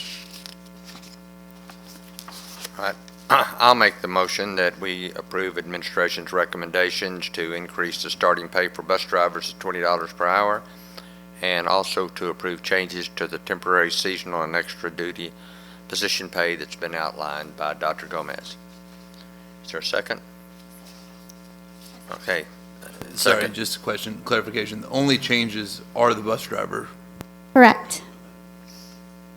The rest, we just wanted to provide the final schedule to you all because we've already built that in the budget that you previously approved. But yeah, that was previously. Yes, sir. Correct. Well, just that you received it and you are aware what was built in the budget, because we bring it all to you for your review. So I'm confused. There's not an additional vote, no. Just the bus drivers is all that needs to be approved. But in financial transparency, we want to show you the finalized schedule for the others that we've built into the budget based on what you previously approved. So the vote needs to be specific to the bus drivers. All right, I'm not questioning you, but when Rebecca Hopkins puts it in writing exactly the way we're supposed to read it, I read it just exactly the way she had it. So Well, she's the expert, so whatever Rebecca Hopkins said, that's why you I'm vote saying on that. I'm doing it the way she said to do it. So that's the way I read it. So, all right. And there was a second by Ms. Arroyo. So is there any other discussion by the board? Any public comment? If not, then all in favor say aye. All opposed say no. Motion passes. All right. Thank you, Mr. Ketchum. Thank you, guys. And Dr. Gomez, you're up again for consider TASB Board Policy Update 119, revisions to policy BJCD, local, and DK local. So again, Mr. Parker, Dr. Detloff, and members of the board, we've previously reviewed this, but want to bring forward so that anyone watching can hear specific updates to TASB's policy updates in 119. As a reminder, policies marked as legal are for board review rather than adoption. They may, however, guide the board's decision-making regarding our local policy revisions. So specific local policies in Update 119 include revisions to CPC local or records management, EHA local, required instruction, EHBB local and gifted and talented. And just for anyone watching, full information about gifted and talented can be found on our website under Curriculum and Instruction in GT. EIF local for academic achievement, FFBA local for trauma-informed care. Just want to make sure that everyone is aware for that required professional learning for our educators. That's part of the compliance training that all employees in the district complete by the end of September. Then FFH local and the addition of DMA local. So again, DMA local talks about professional development and required staff development. Through this policy update, there is an additional piece about including a schedule of the required professional development for all employees. So moving forward, we will share that directly with the board. Almost all of our professional development is housed in Eduphoria, specifically under Strive. And when we bring forward to you all the calendar that you approve each year, we discuss specifically which days are designated as trade days, which days are designated as professional learning days. I want to also point out in the policy with required instruction, we discussed this previously, but it's important to highlight the School Health Advisory Council, or SHAC, and the public meetings. So that would come forward in a board meeting moving forward. and would be presented for a vote in the public. Specifically, they have to comply with the instructional content required by law. And again, that comes forward to all of you in a public meeting. In our compliance training, additionally, staff are required to have training on instruction on preventing child abuse, family violence, dating violence, and sex trafficking. So again, that's part of the compliance training for all of our employees. And then, and the update regarding dyslexia screening, our staff that serve in those roles have received that information, and we do have the required members that have attended the Texas Dyslexia Academy, which was a new addition with that policy. In regards to additional local policy that were not in the 119 update, I'd specifically like to point out DK Local. In DK Local, there are some revisions to the assignment schedules of staff, specifically on elementary teachers, and that's due to our current state with educators. So if we have a need at another campus because we could not find a qualified candidate, for example, a fifth grade teacher. Let's say a fifth grade teacher had to leave for an emergency situation, and we were below the class size waiver at another campus. So that we have a qualified candidate, we would want to look at existing staff to go serve in that then vacancy over putting an unqualified individual in the classroom. It all comes back to having the most qualified staff in our rooms. So that's the reason for the change in that policy.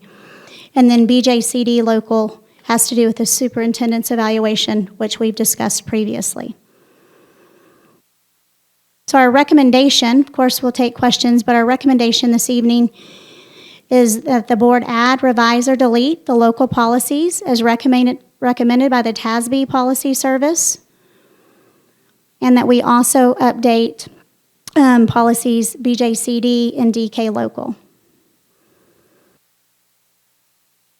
Are there any specific questions I can answer?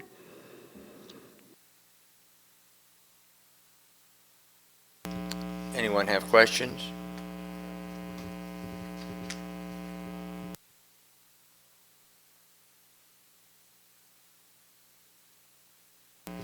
I don't know that's whether we don't have questions or we don't know enough to ask questions. I know there's a lot of materials here that you There went are. through.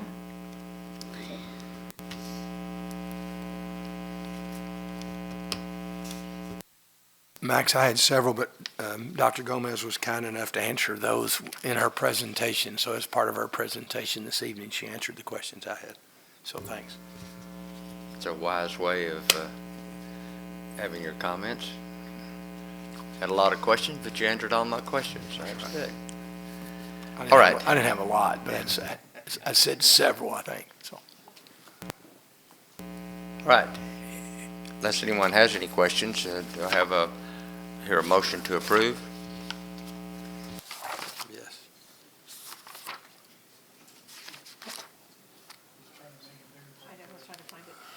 Here, I'll make a motion to approve the board's, board additional and revision and or delete local policies as recommended by TASB Policy Service and according to the instruction sheet for TASB Localized Policy Manual Update 119 and revised policies BJCD Local and DK Local. I'll second. We had a motion by Mr. Gallegos and a second by Ms. Mizell Flint to approve this agenda item. Is there any other board discussion? Is there any public comment? If not, all in favor say aye. All opposed say no. Motion passes. Before we go into our last agenda item, we need to go into executive session to discuss personnel and maybe attorney. You'll know the numbers for that, Mr. Gallegos. And so at this time, we're going to take a quick break.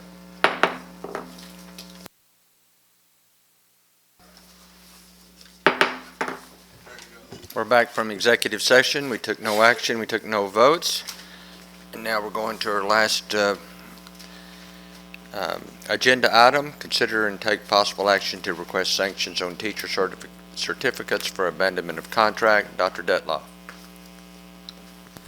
Yes, sir. I was going to turn that over to Dr. Gomez, but I will add to that, as Dr. Gomez is preparing and transitioning to the lectern, that earlier this evening, we looked at compensation packages. And if you look at businesses, systems, private enterprise, and institutions across our state and nation, we are in a different era, a new era with compensation and also contractual agreements and arrangements.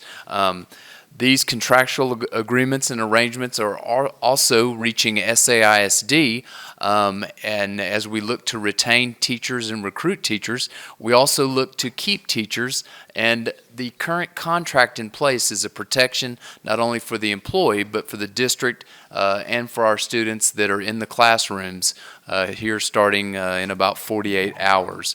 So we want to keep our teachers within their agreements to teach our students in our classrooms.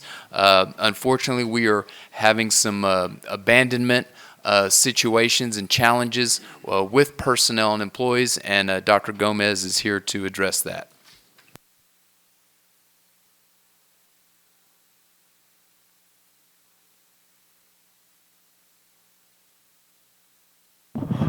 That's okay, we're saving batteries. Mr. Parker, Dr. Detloff, and members of the board, Board Policy DFE Local states that the superintendent will either accept mid-year contract resignations or submit them to the board to pursue certificate sanctions for abandonment of contract. As a reminder, our penalty-free resignation period was July 3rd. We have worked with some employees that had some emergency family situations around July 3rd. The two we're speaking to this evening just submitted resignations this past Thursday and this past Friday, putting us approximately 3 days before students would be in our classrooms, which is a real hardship for us to find a suitable replacement. So to pursue sanctions against an employee certificate issued by the State Board of Educators Certification, the local Board of Trustees must find that good cause did not exist for the employee's untimely resignation and abandonment of contract. Medical issues or relocations that are outside of the employee's control and prevent him or her from continuing with the district are examples of good cause. So specifically this evening, Dr. Skelton and I have 2 employees to discuss with you. The first being Angelita Ornales, Spanish teacher at Glenn Middle School. She submitted her resignation via written letter to her principal on Thursday, August 12th, saying it was effective immediately. That was Thursday, August 11th, not the 12th. Let me clarify the date written in the action sheet. So it was Thursday, August 11th.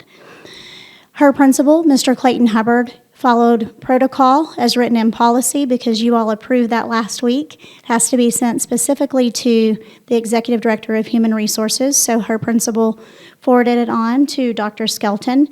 Dr. Skelton emailed her on that same day stating that the district could not accept her resignation because it was after the penalty-free period and there was not good cause. In summary, Ms. Ornales came for a meeting. She stated that she had been offered a position in New Jersey where her salary amount would double. The increase in the salary would allow her to move her parents with her. In conclusion, she's abandoning her contract for the pay, which would allow her San Angelo family members to accompany her if she relocated. This move was not due to ill family outside of the state. In addition, we have this evening to discuss Rose Delgado, which was pre-K at Altaloma Elementary. She submitted her resignation to Dr. Skelton and her campus principal, Lori Herndon, on Friday, August 12th, saying it was effective immediately. Dr. Skelton emailed her on Saturday, August 13th. Because of the time of her email, he again stated the district could not accept her resignation because she was past the penalty-free period and the hardship it would cause to the campus and the district. She had her employee advocate email the district when Dr. Skelton requested a meeting, and her representative stated she was no longer an employee of the district. However, she's not been released from her contract. and was asked to come to the required meeting, so she did not meet in person. Her resignation letter is written as follows. Dr. Skelton, kindly accept this letter as my formal letter of resignation from my current position as a pre-K teacher effective August 12, 2022. I would like to thank SAISD for giving me the opportunity to be part of the team. I've worked alongside some wonderful colleagues over the last 6 years, Blackshear, Fannin, Austin, and Reagan. I was given opportunities to grow and develop in my career field. In parentheses, she has ECSE, which stands for Early Childhood Special Ed. I am grateful for the opportunity to move to pre-K. Working for San Angelo Independent School has impacted my professional growth. Please note I'm reading word for word from the employee's letter. I would like to personally thank Dr. Gomez for being supportive, genuine, and an advocate for teachers, as well as Christy Diego for choosing me to work in the bilingual program as a pre-K teacher every summer. I have been influenced by amazing and wonderful leaders, Mrs. Karen Crouch, Mr. David Danner, Blanca Casillas, and Mindy Goodnight, whom I truly cherish. Lastly, I would like to thank 2 special teachers that supported me in my career as an ECSE 4-year-old inclusion teacher, retired teacher Mrs. Cricket Crawford, ECSE, for volunteering her time and being my mentor when I first got hired with SAISD on her own free will, and Mrs. Victoria Gutierrez, who was my go-to pre-K mentor on the inclusion side. With her help, all the students who left my class successfully met the pre-K guidelines who moved on to kindergarten. That would be 23 students altogether who are still in the general education and excelling. If you have any questions or require more information, you can reach me. Her number is listed, and so is her email. In closing, she states, thank you for your time, Dr. Skelton. Best regards, Rosalind Delgado. There is no claim for a good cause. Dr. Skelton followed policy and asked for her to come for a mandatory meeting, to which she refused. So that's the administration's reasoning for coming forward with these 2 employees, asking for your approval to submit their information to the Texas Education Agency for potential sanctions for abandonment of contract. Dr. Skelton, anything further? Dr. Gomez, I have one point of clarification or confirmation. Historically, the date for penalty-free resignation occurs in July, and this is by statute or code that it's traditionally has been not set by SAISD, but by the state of Texas, 45 days before the first day of instruction. That is correct. Is that 45 still the days before the policy? first day of instruction, and that is still the policy. Some have misconstrued that to be 30 days before the first day of instruction, which that did not change the penalty-free period of 45 days before the first day of instruction. I'd also like to clarify, as I stated earlier, we have some employees that had good cause after the July 3rd. They came in, they followed policy, they worked with the Human Resources Department, and we were able to release those employees. However, the timing of both of these resignations, 3 days before students will be in our classrooms, puts the district and the campus in a hardship.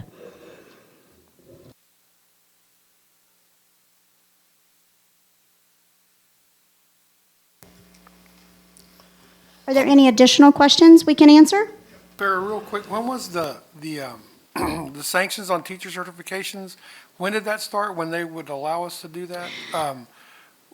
Wasn't it last year when they? Yes. We were there? Yes. Yeah. It just requires y'all's vote. Yeah. For us to submit it. Prior to that, the superintendent could do that, but now it requires your vote.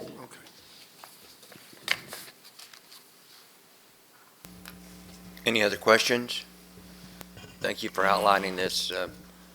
You have a question, Laney? No, I was going to make a motion. All right, go ahead, Laney. I make a motion to determine that good cause did not exist for Angelita Ornelas or Rose Delgado to abandon their employment contract and authorize the superintendent to submit a written request to the Texas Education Agency to sanction the teacher certificates for abandonment of contract. And I'll second it. All right, motion by Mr. Lehman, a second by Mr. Parker. On this particular agenda item, is there any other board discussion? I'll just say on behalf of the board, these are very trying times for us.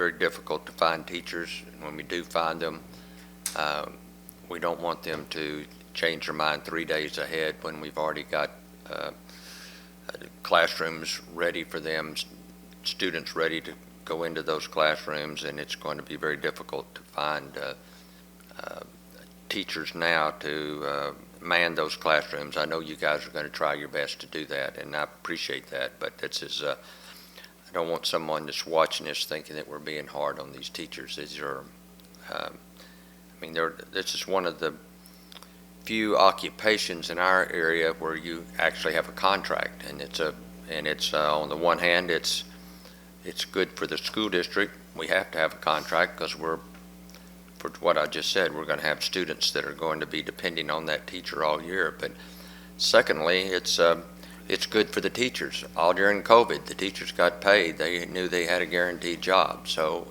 it goes both ways. And they have a very good benefit package. So, you know, if you're going to sign a contract, you need to know what, you know, you have to take it seriously. We take it seriously on our end, and the teachers can hold us responsible.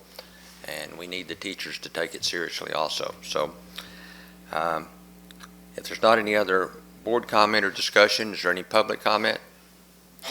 If not, I'll call it for a vote. All in favor say aye. Aye. All opposed say no. Motion passes. Just these announcements and we'll be through for tonight. We have a special meeting to adopt the budget on August 29th at 5:45 p.m. Our finance pre-agenda workshop for September is September 12th, and our regular board meeting is September 19th. And then we have our TASB annual convention, school board convention, September 22nd through September 24th in San Antonio. And if there's not any other questions, the meeting is now adjourned. Thank you for being here.